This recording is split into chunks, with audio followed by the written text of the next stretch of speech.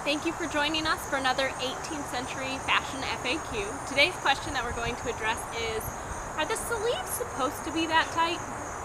Lots of times we get people, when we're getting them fitted for jackets or gowns, things, that is something that is very different than modern wear. We're all kind of used to really loosey-goosey sleeves and shoulder seams that hit off the shoulder.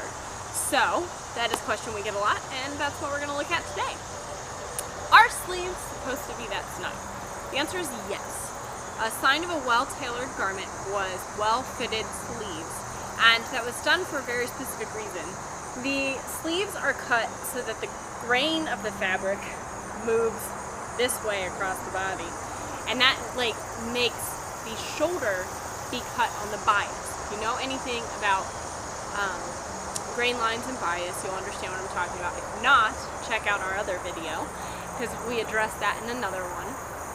But the bias is across grain, so it's at a diagonal of the grain, way the fabric is woven, and that hits right at the seam line. The seam line hits right at the joint of your shoulder instead of off the shoulder, which is what we're all used to, making this arm side be very well fitted. And that allows for actually more mobility than what we would expect, because if it's fitted well, it's going to be snug, but it's going to be on the bias, so you have full range of movement. And that is something that I have had to face and learn over and over and over again from the people who have taught me how to sew. They're like, that arm side needs to be smaller, but it feels so weird. They do that for a reason. That is partially for the look. They didn't want to have lots of fabric wasted and lumped up in your underarm, but it also allows the fabric to move with your body instead of running into itself. And if the seam doesn't hit here, then you have much more mobility, because if the seam hits here, you're running into the stitch lines, which are tight, so that's going to inhibit your movement a bit.